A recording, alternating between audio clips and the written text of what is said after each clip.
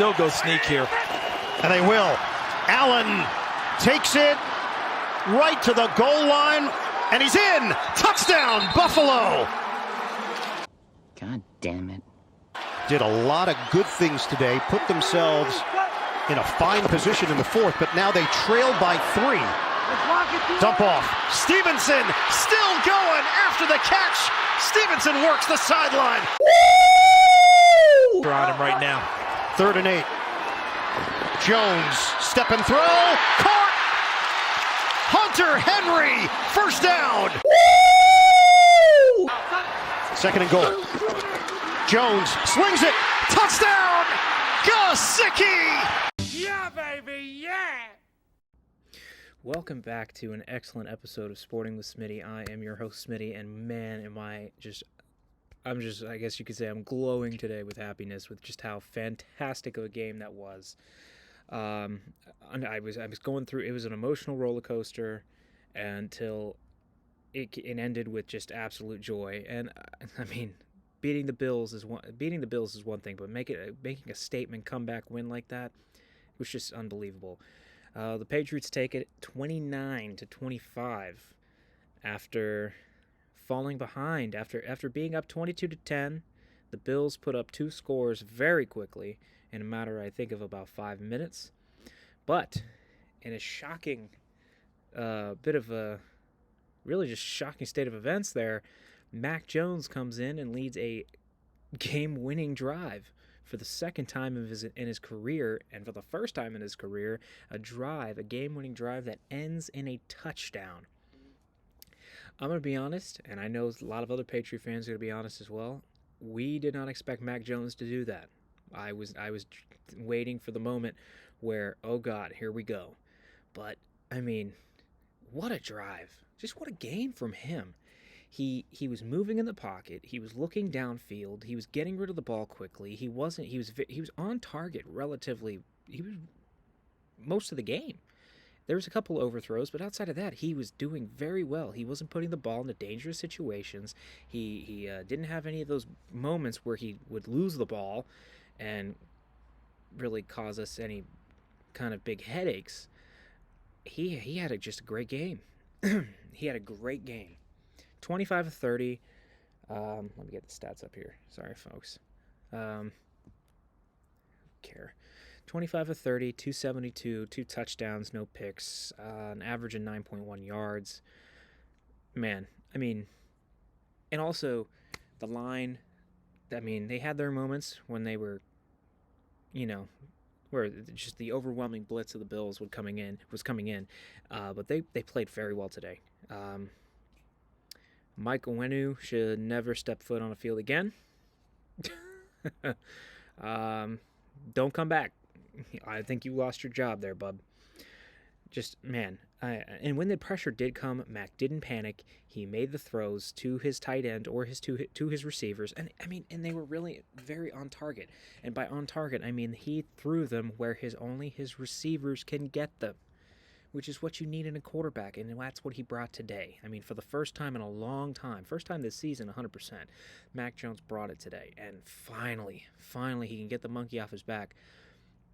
Kind of changed the story a bit when it came to him not being big in these clutch moments. And I mean, today, he proved a lot of people wrong, myself included. I did not think that was going to happen, but boy, he was on target today. He was motivated. He was ready to go today. Couple guys on the offense too having a great game. Kendrick Bourne, besides the fumble, I know he had the fumble, but outside of that, he had a great game. Demario Douglas, I hope to God that this man is more involved in the offense. He was magnificent today. He was fantastic today. I mean, you can put in a lot of packages for him, just for him. I mean, you could put a lot of just crazy handoffs. I mean, to jet sweeps. I mean, and I think that's how he got one of his big runs was a jet sweep on a 20-yard gain. So, I mean, there's so many options with him that this team could use his speed to their advantage. They did a little bit today on the one play, but I will say, overall, the offense played very well. Played very, very well. I hope they never do the gritty again. I don't know what the gritty is. Hopefully that never happens again. I just want the score. I just want the touchdown. Then you can do whatever the hell you want. Just don't do the gritty again, for the love of God. Going to the defense now. The defense, it's kind of hit or miss with me because it's hard because, I mean, they had the biggest negative, at least in my mind, the biggest negative of the game was that just their tackling was dreadful. A lot of missed tackles, a lot of ugly missed tackles where it didn't even look like the effort was there. Miles Bryant comes to mind where I think he had maybe 4 or 5 missed tackles on his own. I mean, it was just, he had a rough game today. But still, even when the big moments happened, this defense came up and got some very big stops.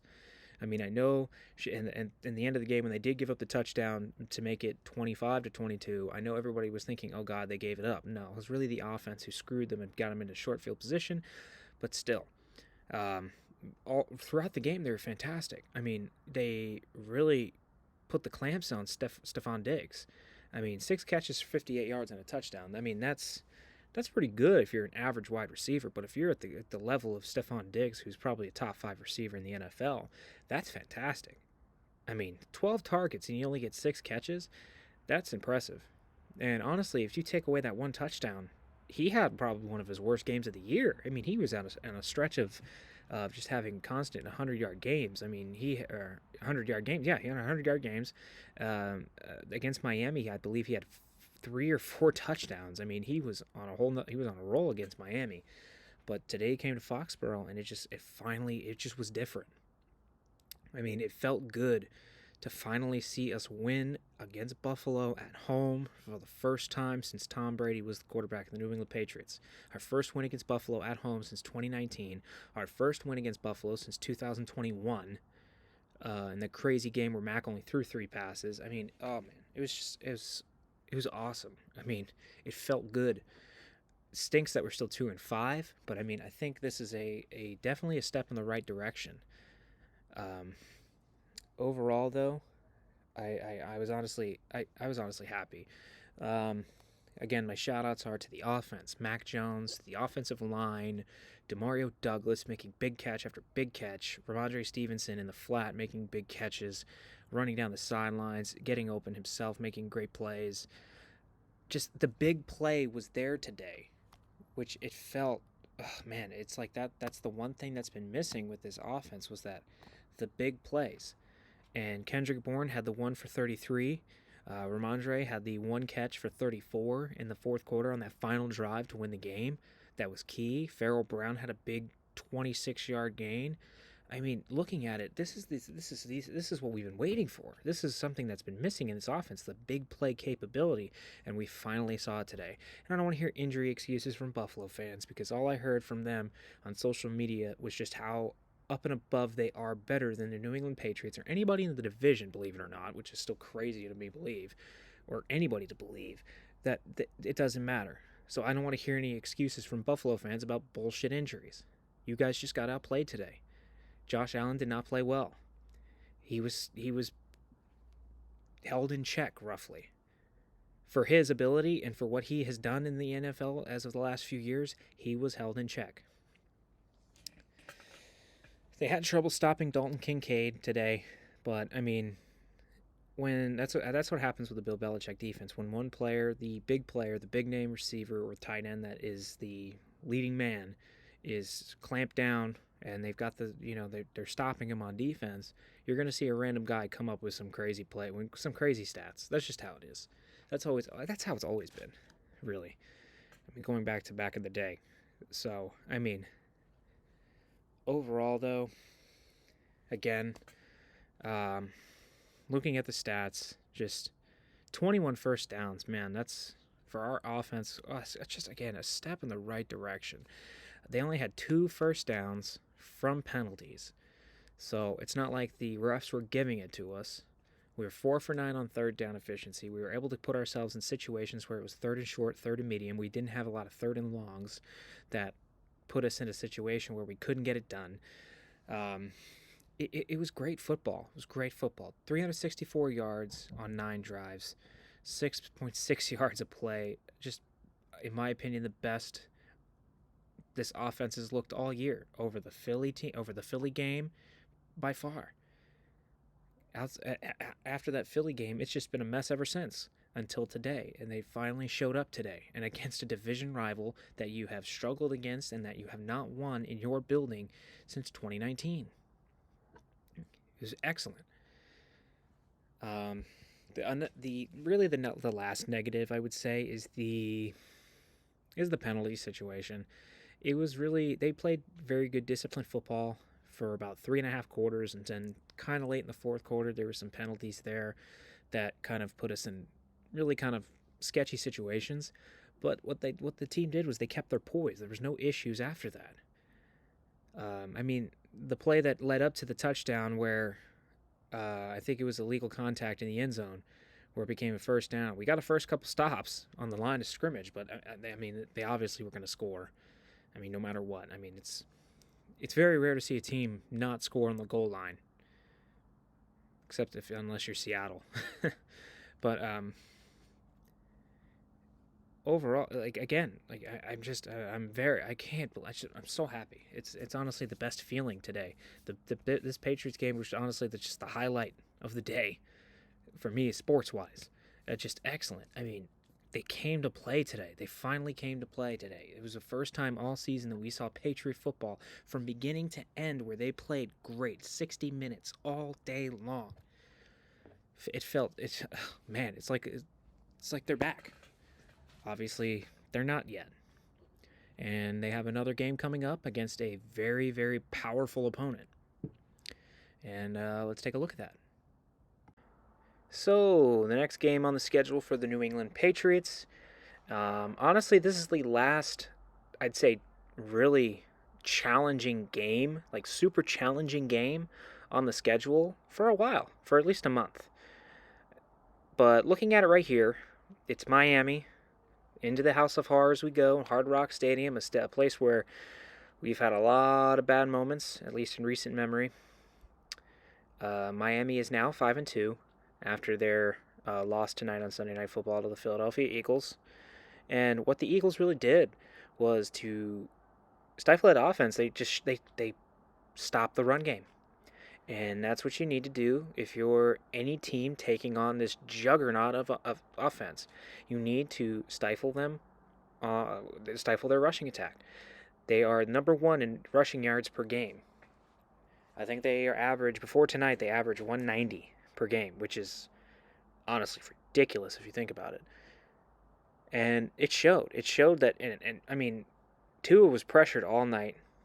He really kind of took a couple licks from that Eagles D-line, where, it looked like that, they were getting to him.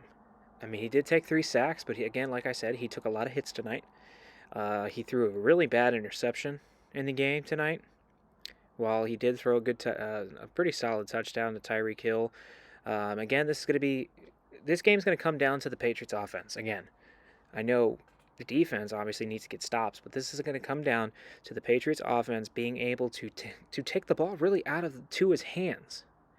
You've got to take it a little bit out of what teams used to do to us during the Brady era, was keep Tom Brady on the sidelines. That's what we have to do with this Miami offense. We have to go on these long, sustained drives for about 7-8 minutes and keep Tua off the field. And not only that, finish the drives. Finish the drives. Today, I think the Patriots were about, 3 of 5 in the red zone today. I'm not sure. I'd have to go back and look at it, but they were really solid in the red zone today. If they were in the red zone today, they were scoring, whether it's a field goal or a touchdown, which is excellent. It's an excellent turnaround after really struggling most of the season in the red zone and pretty much all of last season. I think they were in the bottom 2 in red zone percentage. So it's going to come down to the offense. It's going to come down to Mac Jones and the offense getting long, sustained drives going to where they are able to keep Tua off the field and give the defense as much rest as possible. If they turn the ball over, we're in trouble, period. We need to be able to not turn the ball over, keep it in our hands, and, like I said, play smart football. Keep Tua off the field and play smart football. That's what you need to do against the Dolphins to honestly pull off the biggest upset we can pull off in our schedule. Because the Miami Dolphins are reaching heights that I honestly haven't seen since the Broncos of 2013 and the 07 Pats on offense. Obviously, they've lost a couple games, unlike the Pats of 07. And, I think the Broncos lost, 3 games that year before their Super Bowl debacle. But it's going to be a really, really challenging game this week. And I think if we can somehow pull off an upset, there could be a potential to go on a run here. Because after this week, it's Washington at home, then it's Indianapolis in Germany, and then after that it's the Giants, who, yes, they've won today, but they're still not a good football team. So if we're able to hold on and pull off a monumental upset in this game, we have a shot to really do something. So we'll see. It's got to be patient. So again, I'd like to appreciate everybody that checked out the channel. There are more videos to come. Check out my last video about the worst teams in NBA history. See if which one of your favorite teams is on there, and which one of their worst teams is on there.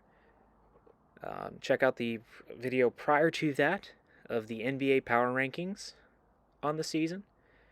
Before the season starts, it's finally upon us this week. I'm excited. I know a lot of other people are excited. Check out the channel. Hopefully, if I have time, I'll be able to do a live stream of the Celtics game that night. I'll definitely be doing a post game on the Celtics that night.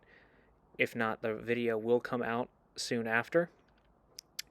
And then, obviously, due to the frequent games of the Boston Celtics and the Boston Bruins, I will be doing monthly reports on them and how they've done and how they're progressing and what they could probably do better to, try to win it all. But I'd like to, again, say thank you to checking out the channel. Don't forget to like, comment, and subscribe, and we'll see you next week.